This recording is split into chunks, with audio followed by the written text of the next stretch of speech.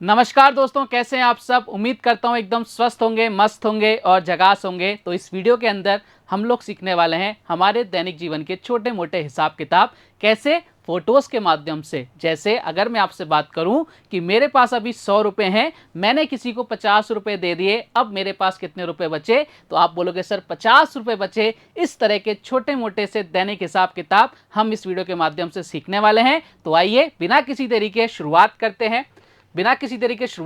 जैसे कि आपको मेरे सामने नजर आ रहा है कि सुरजा ने गुलाब का एक पौधा 53 रुपए का लिया और एक गेंदे का एक पौधा 28 रुपए का लिया, तो सुरजा ने कुल कितने रुपए खर्च किए।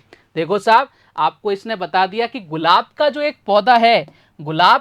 पौधा है वो कितने रुपए का है, यह है 53 रुपए का। और जो गेंदे का एक पौधा है वो कितने रुपए का है, 28 रुपए का।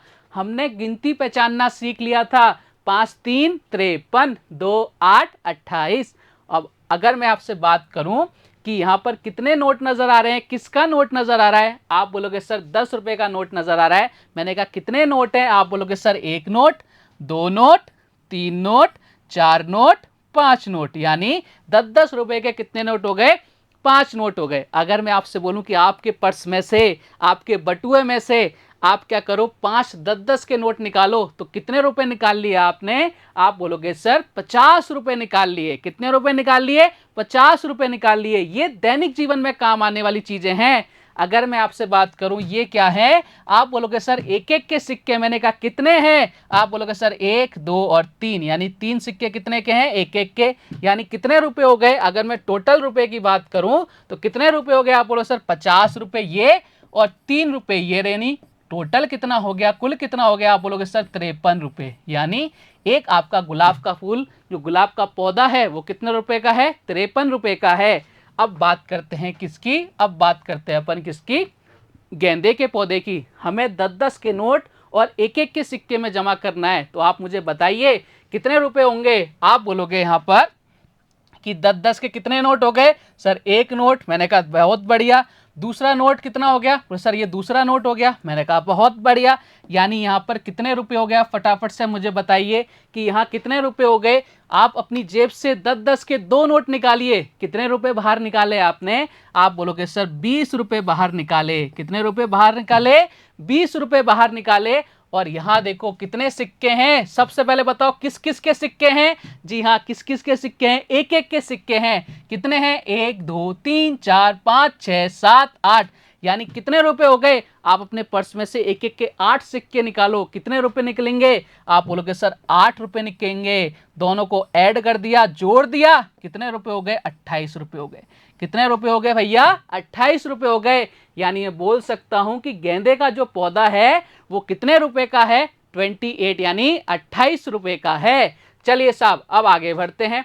देखो अब उसने क्या किया है, एक तो पौधा लिया है किसका, आपके गुलाब का, और एक किसका लिया है, आपके गेंदे का। गुलाब का पौधा 53 रुपए का है और गेंदे का पौधा 28 रुपए का है। तो उसने अपनी जेब से कुल कितने रुपए खर्च किए वो हमको बताना है। देखो साहब कितने रुपए खर्च किए, आप नोट गिन के बताओ, आपको कुछ भी नहीं करना, आप केवल नोट गिनो। 10-10 के कितने नोट हैं, बोले सर 1 2 3 4 5 6 7 8। आप अपने बटुए में से 10-10 के 8 नोट निकालो। अगर मैं आपसे पूछूं कि आपने टोटल कितने रुपए निकाल लिए, आप बोलोगे सर 80 रुपए हमने निकाल लिए। कितने रुपए निकाल लिए, 80 रुपए हमने निकाल लिए। मैंने कहा बहुत बढ़िया।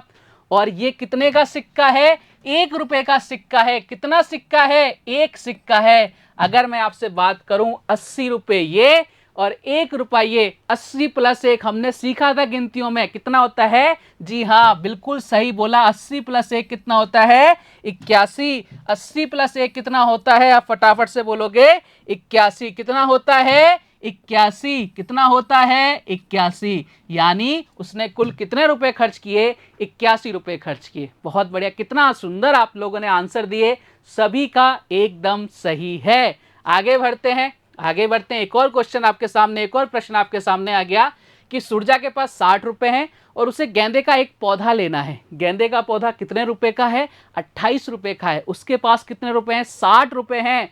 तो आपसे पूछ रहा है जब उसने गेंदे का पौधा ले लिया, अब उसके पास कितने रुपए बच रहे हैं ये आपसे पूछा गया है। अब देखो सबसे पहले तो हमें बताना है 60 रुपए को हम कैसे लिखेंगे।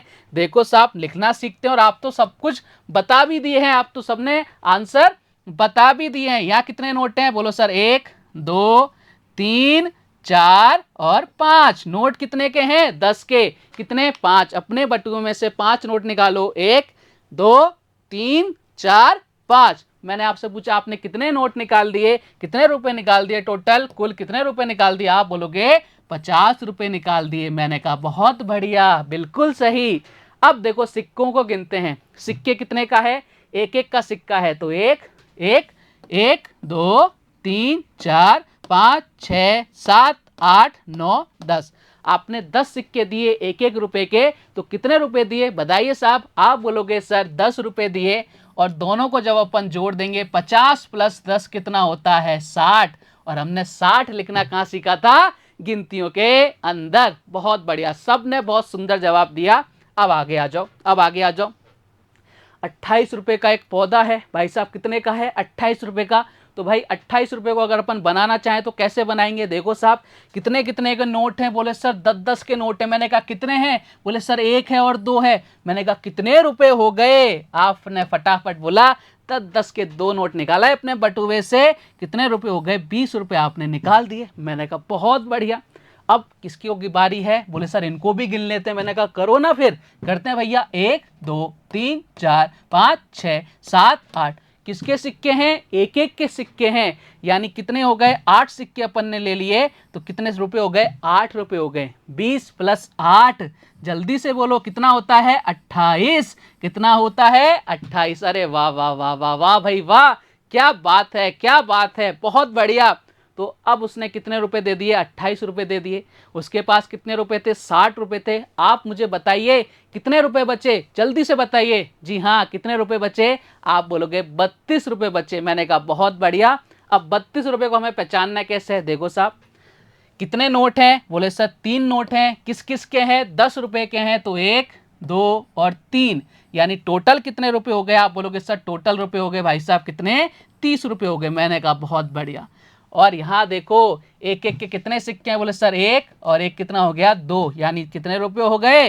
2 रुपए हो गए। 32 और 2 कितना होता है? हमने सीखा था 30 प्लस 2 कितना होता है? 32। कितना होता है? 32। यानी कितना हो गया? यहाँ पे कितने रुपए आ गए? आप फटाफट से बोलोगे। यहाँ कितने रुपए बचे उसके पास? 32 रुपए बचे। कितने रुपए बचे? 32 रुपए बचे। बहुत बढ़िया, बहुत ही ज़्यादा बढ़िया। चलिए साहब आपने बहुत मज़ेदार तरीके से इस प्रश्न का आंसर दिया, और ये आप सीख भी गए नोटों से। नोटों से हम एक चीज़ सीख जाते हैं, हमारी जो गणना यानी जो कैलकुलेशन होती है ना, अगर हमें नोट मिल जाए तो भाई हमारी कैलकुलेशन गणना कभी गलत नहीं हो सकती। वैसे हम जोड़ नहीं पाए, लेकिन हम कैलकुलेशन सही कर देंगे जब हमारी बात किसकी हो? नोटों की बात हो। चलिए अब अपन आगे बढ़ते हैं। आगे अपन क्या सीखेंगे? आगे सीखेंगे समुद्र के बारे में। कुछ बहुत रोचक जानकारी मैं आपको देने की कोशिश करूंगा, और बहुत ही आरामदायक तरीके के साथ। जैसे अगर मैं आपसे बात करूं कि आपको क्या नजर आ रहा है? वो सर ऊपर बादल, यहाँ पानी बह रहा है, और यहाँ बहुत सारा पानी है, इसको बोलते हैं अपन समुद्र। आपने कभी गौर किया? कभी आप समुद्र घूमने गए होंगे, आप में से कई सारे लोग जहाँ पे समुद्र है वहाँ पर गए होंगे। वहाँ पर आपने देखा होगा समुद्र के अंदर क्या होता है? बहुत सारा पानी होता है भाई, बहुत सारा पानी होता है समुद्र के अंदर।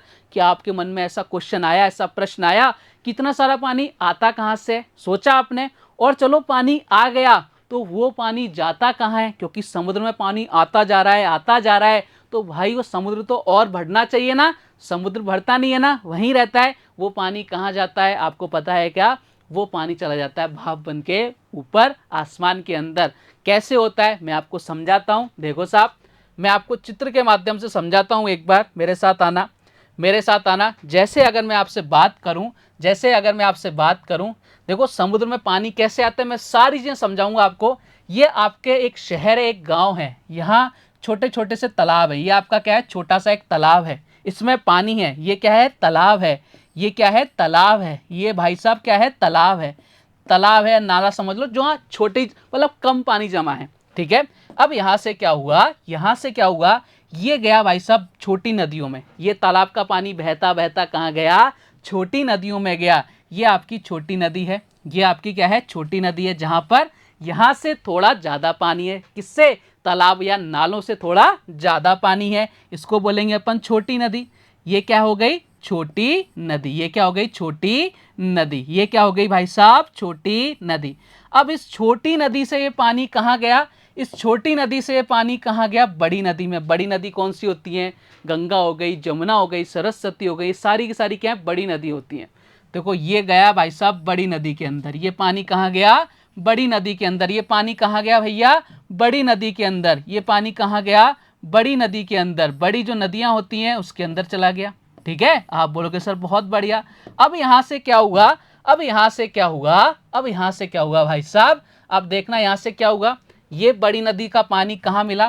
देखो गंगा, जमुना, सरस्वती ये कहाँ जाके मिलती हैं? समंदर में जाके मिलती हैं। तो ये क्या बन गया? अपना समंदर हो गया। ये क्या हो गया? अपना समंदर हो गया। ये क्या हो गया भैया? ये हो गया अपना समंदर, जहां पे बहुत सारा पानी है, इसको बोलते हैं समंदर। समंदर, इसको समुद्र भी बोलते हैं और समंदर भी बोलते हैं। अपनी भाषा में अपन बोलते हैं ना, समंदर देख के आए, ये हो गया समंदर, यानी समुद्र भी बोलते हैं। चलिए अब देखना क्या होता है। अब देखना क्या होता है, यहाँ पे समुद्र के ऊपर कौन बैठा है? सूरज देवता बैठे हैं। यहाँ कौन बैठा है? सूरज देवता बैठे हैं भाई साहब। कौन बैठे हैं? सूरज देवता बैठे हैं। और यहाँ से आ रही है भाई साहब गर्मी। क्या आ रही है? तेज किरणें आ रही हैं, उससे हो रहा है गर्मी। गर्मी से क्या होगा? इसका जो पानी होगा ना, ये उड़ जाएगा और क्या बन जाएगा? बादल। ये क्या बन जाएगा? बादल। ये क्या बन गए भाई साहब? नीले नीले बादल। क्या बन गया? ये नीला नीला बादल। ये बादल बन गया भैया। और इस बादल के अंदर क्या है? इस बादल के अंदर क्या है? सफेद कलर का पानी। पानी किस कलर का होगा? पानी का कोई कलर नहीं होता, लेकिन अपन मान लेते हैं ये सफेद कलर का पानी हो गया। चलो साहब आगे आ जाओ। अब क्या हुआ? अब जैसे ही बादल बने, अब क्या हुआ? हवा आई। इस हवा ने क्या किया? इस बादल को उठा के यहाँ फेंक दिया। इस बादल को उठा के इसने कहाँ फेंक दिया? यहाँ फेंक दिया। बादल को क्या किया? हवा ने अपने साथ उठाया और यहाँ फेंक दिया। अब बादल कहाँ गया? अब बादल आ गया यहाँ पर। अब बादल कहाँ गया? यहाँ पर बादल आ गया। और बादल के अंदर क्या है? पानी है। बादल के अंदर क्या है? पानी है।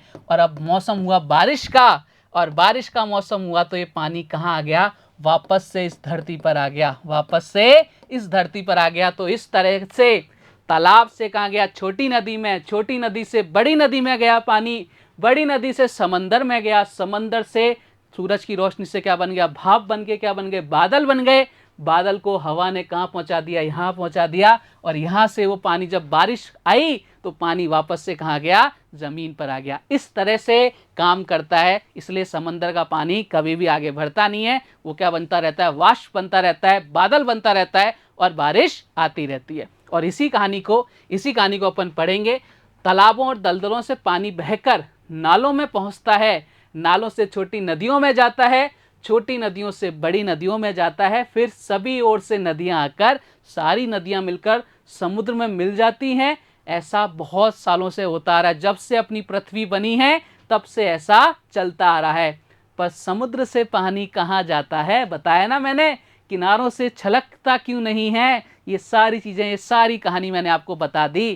क्यों नहीं छलकता? क्योंकि समुद्र से पानी भाप बनता है। भाप ऊपर उठती है और फिर उससे बादल बनते हैं। हवा बादलों को उड़ा के ले जाती है और दूर दूर तक फैला देती है। बादलों से पानी बारिश बनकर जमीन पर गिरता है, जमीन से बहकर नालों तक पहुंच जाता है और उसी नालों से वापस से पानी का नदियों में, नदियों से समंदर में, समंदर से पानी फिर भाप बन जाता है और भाप बन के बादल बन जाता है। और बादल हवा बादल को दूर दूर ले जाती है और भाई साहब फिर वापस से बारिश होती है। ऐसा ही होता रहता है। पानी गया फिर वापस वहीं आ जाता है।